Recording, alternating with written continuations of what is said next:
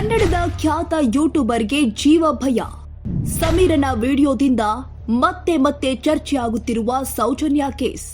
ಹೌದು, ಧರ್ಮಸ್ಥಳದ Soujanya rape and murder case Kannada ನಾಡಲ್ಲಿ ನಡೆದಂತಹ ಅತ್ಯಂತ ದೊಡ್ಡ ದುರಂತಗಳ ಪೈಕಿ ಒಂದಾಗಿದೆ. ಹೀಗಿದ್ದಾಗ Soujanya rape and murder case ಬಗ್ಗೆ ದೊಡ್ಡ ದೊಡ್ಡ ಹೋರಾಟಗಳು ನಡೆದಿದೆ. ಇಂತಹ ಸಮಯದಲ್ಲೇ ದೊಡ್ಡ ದೊಡ್ಡ ವ್ಯಕ್ತಿಗಳ ಹೆಸರು ಇದರಲ್ಲಿ ತುಳುಕು ಹಾಕಿಕೊಂಡ ಕಾರಣಕ್ಕೆ ಸಮೀರ್ ಎಂಬ ಯೂಟ್ಯೂಬರ್ ಈ ಬಗ್ಗೆ ತನಿಖಾ ವಿಡಿಯೋ ಮಾಡಿದ್ದಾನೆ. ಸುಮಾರು 40 ನಿಮಿಷಗಳ ಈ ವಿಡಿಯೋದಲ್ಲಿ ಎಐ ತಂತ್ರಜ್ಞಾನವನ್ನ ಬಳಸಿ ಸೌಜನ್ಯಾಳ ಮನೆ, ಧರ್ಮಸ್ಥಳ, ಅಲ್ಲಿನ ಬೇರೆ ಬೇರೆ ಸ್ಥಳಗಳು, ವ್ಯಕ್ತಿಗಳು ಎಲ್ಲರನ್ನೂ ಎಐ ತಂತ್ರಜ್ಞಾನದ ವಿಡಿಯೋ ಮೂಲಕ ತೋರಿಸಲಾಗಿದೆ. ಈ ವಿಡಿಯೋ ಅಪ್ಲೋಡ್ ಮಾಡ್ತಾ ಇದ್ದಂತೆಯೇ ಎಷ್ಟರ ಮಟ್ಟಿಗೆ ಸದ್ದು ಮಾಡ್ತಾ ಇದೆ ಅಂದ್ರೆ ಯೂಟ್ಯೂಬ್ ಇತಿಹಾಸದಲ್ಲೇ 1 ಕೋಟಿಗೂ ಹೆಚ್ಚು ಜನ ಕೇವಲ ಒಂದೇ ವಾರದಲ್ಲಿ ವೀಕ್ಷಣೆ ಮಾಡಿದ್ದಾರೆ. 10 ಲಕ್ಷ ಲೈಕ್ ಮತ್ತು ಕಾಮೆಂಟ್ ಮಾಡೋ ಮೂಲಕ ಸಂಚಲನ ಸೃಷ್ಟಿ ಮಾಡಿದೆ.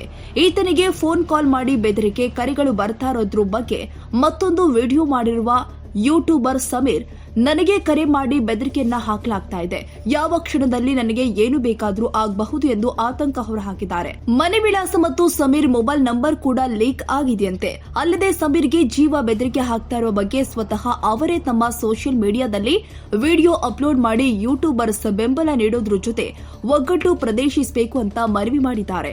ಇನ್ನು ಸಮೀರ್ಗೆ ಎದುರಾಗಿರುವ ಈ ಪರಿಸ್ಥಿತಿ ಮತ್ತು ಆತಂಕ ವೀಕ್ಷಿಸ್ತಾ ಇರುವ ಕನ್ನಡಿಗರು ಒಗ್ಗಟ್ಟಾಗಿದ್ದು ಸಮೀರ್ಗೆ ಬೆಂಬಲ ಸೂಚಿಸ್ತಾ ಇದ್ದಾರೆ. ಸಮೀರ್ ಪರವಾಗಿ ಗಿರೀಶ್ ಮಟ್ಟಣವರ್ ಮತ್ತು ಮಹೇಶ್ ಶೆಟ್ಟಿ ತಿಮ್ಮರೋಡಿ ಅವರು ಬೆಂಬಲಕ್ಕೆ ನಿಂತಿದ್ದಾರೆ. ಒಟ್ನಲ್ಲಿ ಇದೆಲ್ಲ ಏನೇ ಇರಲಿ, ಸರ್ಕಾರ ಸಮೀರ್ಗೆ ಈ ವಿಚಾರದಲ್ಲಿ ಸೂಕ್ತ ಭದ್ರತೆ ಕೊಡಬೇಕು ಹಾಗೂ ಅವರಿಗೆ ಧರ್ಮ ನಿಂದನೆ ಮಾಡ್ತಾ ಇರುವ ವ್ಯಕ್ತಿಗಳನ್ನ ಕೂಡಲೇ ಬಂಧಿಸಬೇಕು ಎಂದು ವೀಕ್ಷಕರು ಆಗ್ರಹ ಮಾಡ್ತಾ ಇದ್ದಾರೆ. ಇನ್ನೊಂದೆಡೆ ಸಮೀರ್ ಹಿಂದೂ ಧರ್ಮ ನಿಂದನೆ ಮಾಡ್ತಾ ಇದ್ದಾನೆಂದು ತಮ್ಮ ಆಕ್ರೋಶವನ್ನ ವ್ಯಕ್ತಪಡಿಸ್ತಾ ಇದ್ದಾರೆ. ಸದ್ಯ ಸಮೀರ್ ಪರ ವಿರೋಧ ಹೇಳಿಕೆಗಳು ಸಾಮಾಜಿಕ ಜಾಲತಾಣದಲ್ಲಿ ಜೋರಾಗಿ ಸದ್ದು ಮಾಡ್ತಾ ಇದೆ. ಜನರಿಗೆ ಕಾನೂನು ಮೇಲೆ ಗೌರವ, ನಂಬಿಕೆ ಉಳಿಯಬೇಕಾದ್ರೆ ಪ್ರಕರಣದಲ್ಲಿ ಸತ್ಯ ಸಂಗತಿಗಳು ಹೊರಗೆ ಬರಬೇಕು, ಆರೋಪಿಗೆ ಶಿಕ್ಷೆ ಆಗಬೇಕು ಎಂಬುದೇ ಚಿರಾಯು ಕನ್ನಡ ಟಿವಿಯ ಕಳಕಳಿಯಾಗಿದೆ. ಸ್ಥಳೀಯ ಸುದ್ದಿ ಸಮಾಚಾರಗಳಿಗಾಗಿ ಏಕೈಕ ಆಯ್ಕೆ ಚಿರಾಯು ಕನ್ನಡ ಟಿವಿ. ಹೊಸ ರೂಪ ಮತ್ತಷ್ಟು ಗುಣಮಟ್ಟದೊಂದಿಗೆ ನಿಮ್ಮ ಪರವಾಗಿ, ನಿಮ್ಮ ಧ್ವನಿಯಾಗಿ ಬರುತ್ತಿದ್ದೇವೆ.